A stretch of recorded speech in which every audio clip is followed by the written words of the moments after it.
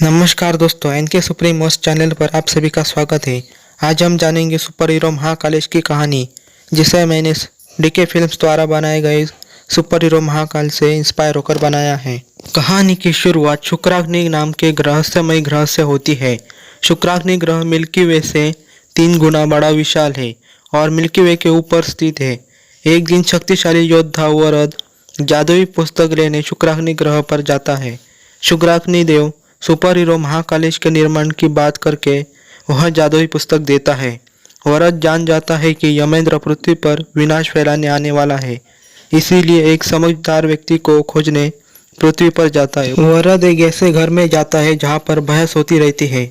उस घर में मंदार शुक्ला, उसकी पत्नी और बेटा होता है।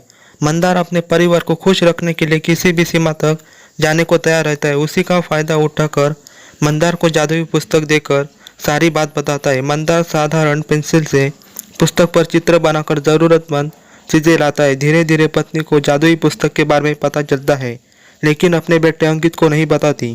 मंदार की गड़बड़ी के कारण गलत चित्र बनने से बड़ा तूफान आ जाता है। दूसरे देशों में तूफान से नुकसान हो जाता है।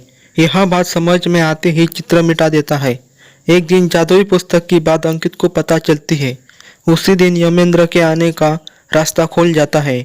मॉल में जाने के एक दिन पहले अंकित साधारण पेंसिल से पुस्तक पर सुपर हीरो महाकालेश का चित्र बनाकर खेलने जाता है। दूसरी ओर महाकालेश आकार लेना शुरू करता है। मंदार और यमेंद्र के बीच लड़ाई शुरू हो जाती है, जिसमें मंदार पोर्टल द्वारा दूसरी दुनिया में कैद होने लगता है। इससे पहले यमेंद्र पुस्तक ले जाए, वरद तेज गति से पुस्तक ले जाता है। अंकित और उसकी माँ 10 साल तक मंदार की प्रतीक्षा करते हैं। इस 10 साल में यमेंद्र 3 लोगों को शक्तियां देकर पृथ्वी पर विनाश फैलाने के लिए तैयार करता है। 3 लोगों को, सबसे मुख्य व्यक्तियों को बंदी बनाकर रखता है। 10 साल बाद भी अंकित अपने पिता को भूल नहीं पाता और माँ के साथ रहने लगता है। वरद अचानक घर में आकर अंकित को जादुई पुस्तक देता है। जादुई पुस्तक से जुड़ी कुछ शक्तियां बताकर पोर्टल द्वारा चला जाता है। अंकित अपनी माँ की सुरक्षा के लिए लेजर गन रखता है। यमेंद्र के कहने पर 3 लोग आसमान से आग फेंकने लगते हैं। तब खतरे को देखकर सुपर हीरो महाकालेश कई लोगों को बचाने लगता है।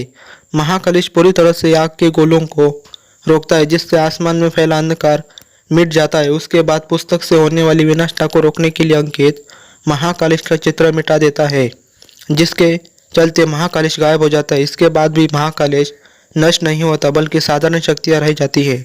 यमेंद्र 1 महीने बाद पृथ्वी पर विनाशता फैलाने लगता है। यमेंद्र और महाकालेश में जोरदार लड़ाई होती है, जिसमें महाकालेश हार जाता है। महाकालेश आसपास की सारी ऊर्जा को अपने अंदर लेकर शक्तिशाली बनता है और यमेंद्र को ओवर पावर करता है। समय रहते महाकालेश अपना क्लोन सुरक्षित स्थान पर भेजता है। महाकालेश अपना अदृश्य रूप यमेंद्र में भेजकर नियंत्रण करता है। बाद में दोनों ब्लास्ट हो जाते हैं। उसके बाद वह क्लोन अपनी शक्ति को 10,000% बढ़ाकर महाकालेश को वापस लाता है, जिससे यमेंद्र ऊर्जा पुंज रूप में डार्क आयम में कैद हो जाता है। दोनों महाकालेश एकरूप होकर 10 मुख 20 हाथ वाला रूप धारण कर एनर्जी बॉल एक व्यक्ति को देता है। वह व्यक्ति बाद में सुपर हीरो कालेश बन जाता है।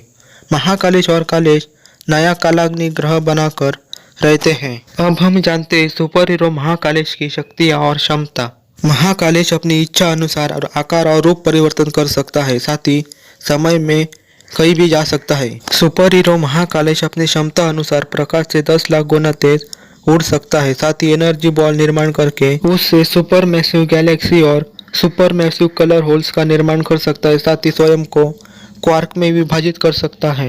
महाकालेश पोर्टल खोलकर किसी भी मल्टीवर्स में जा सकता है। साथ ही किसी भी मूवी में दिखाए गए कैरेक्टर्स को वास्तविक दुनिया में ला सकता है। अन्य सुपर हीरोज की तरह भी सुपर हीरो महाकालेश के पास super human strength, super human speed के साथ गायब होने जैसी शक्तियां हैं। आज की हमारी वीडियो यही समाप्त होती है। अगर आपको मेरे द्वारा बनाई गई स्टोरी पसंद आए तो कमेंट करके अवश्य बताएं।